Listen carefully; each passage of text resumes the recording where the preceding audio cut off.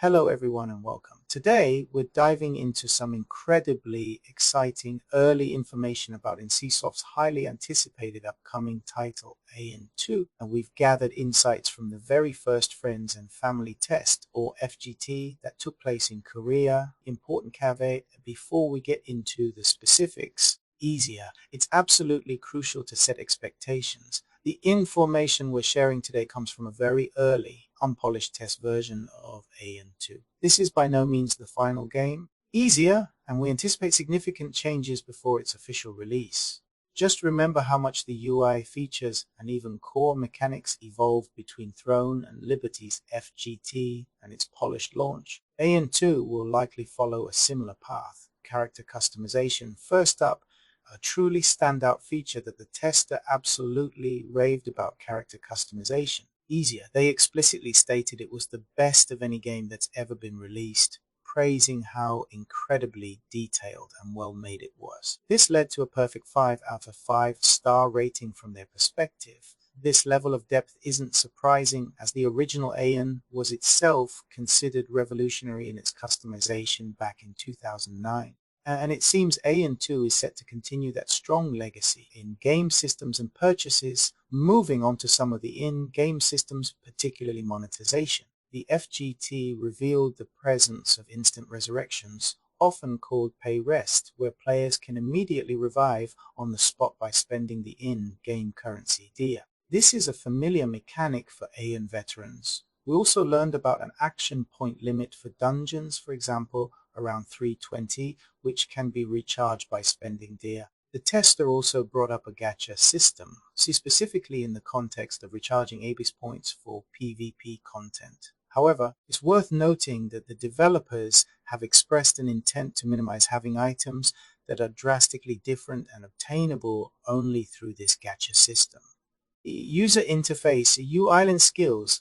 When it comes to the user interface and skill systems, the FGT provided a snapshot. The UI itself was described as very similar to mobile game UI, but this is a key area where we expect significant changes. If you recall Throne and Liberty's FGT UI versus its polished release, the difference was monumental. And Aion 2's UI will almost certainly see a similar overhaul for launch. Similarly, the number of skills available during the FGT was limited, such as 4 main skills, 4 stigma skills, and some link skills. This is typical for early tests, and the final game is expected to feature a much broader skill set, much like Throne and Liberty's expanded skill bar at release. There's also a system for skill progression akin to enchanting, where allocating points not only boosts power but also grants additional abilities to your skills at various stages. The quest area was described as comfortable, situated on the right side of the screen.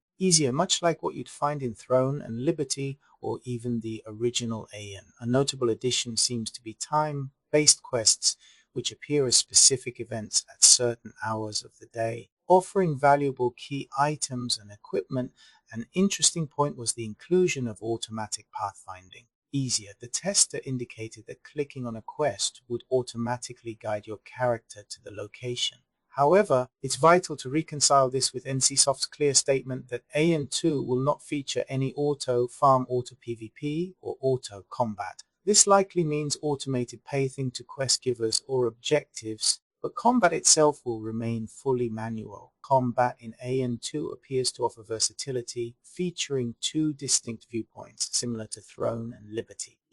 We have Action Mode, which provides a more console-like immersive and realistic experience. While great for PvE or specific PP scenarios, it can become a hindrance in massive RVR, where your view might be blocked. Then there's Classic Mode, which offers traditional mouse pointer targeting, ideal for precise engagements. This mode is deemed essential for large-scale RVR and intense PvP, especially for ranged classes who often prefer it for target selection. Players will be able to switch between these modes depending on whether they're focusing on PvE or PvP content. So now for gear and dungeons, which are central to any MRPG.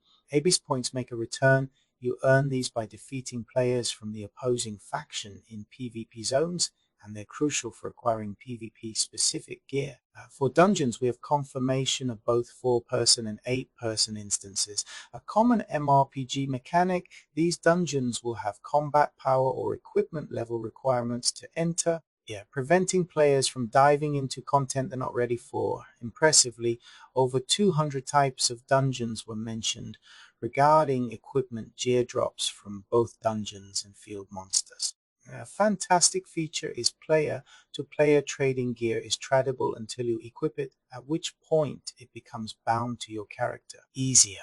The enchanting system also allows for significant power progression, where a highly enchanted lower grade item, say a green 27, can outperform an unenchanted higher grade blue item. Reinforcement stones, essential for this enchanting, can be farmed in both dungeons and out in the open world. Let's touch on the technical side. Optimization and the environment. Aion 2 appears boasts very high optimization for PC hardware.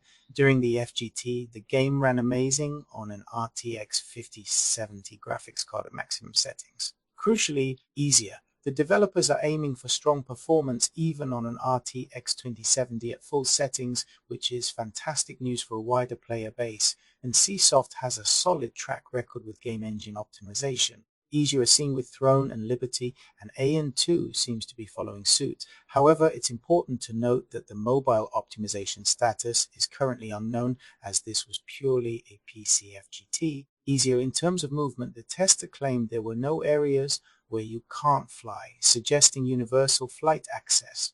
While exciting, we anticipate there will likely be flight time limitations or other balancing factors to ensure ground mounts also have their place. There was also a mention of windstream or space-time mechanics, which sound like features that might guide players to central bosses in RVR zones. Bringing it all together, the overall impressions from the FGT are quite positive. Fundamentally, the tester felt that Aion 2 very much feels like Aion, retaining that core identity, which is great news for fans. It's also described as a good mix between PC and mobile versions, aiming for broad appeal. For PvP enthusiasts, there are strong hints at large-scale faction versus faction warfare between the Elios and Asmodeans. Easier.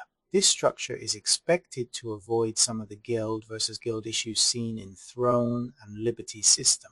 From a corporate perspective, Easy Aion 2 is viewed internally as a critical release for NCSoft, potentially their last chance for a major upcoming success, signifying the immense effort being poured into its development. Finally, Easy the Tester, an experienced MMORPG player, gave the FGT build an impressive 3.5 out of 5. For such an early, unpolished version of a game, this is considered a highly positive score, strongly suggesting that the polished final product has incredible potential. Thank you and call to action. Thank you all so much for watching this deep dive into the Aion 2 FGT. We're incredibly excited about what we've learned so far. Now, we want to hear from you. What are your initial thoughts on these early insights into Aion 2? Be sure to hit the subscribe button and tell me your ideas about what you heard in the comments. Let's make the discussion easier, and if you even have something new, some leaking information about Aion 2, please share it in the comments, and I'd be highly interested to use it for our next video about the second Aion 2 FGT test.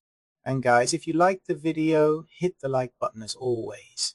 See you in the next video.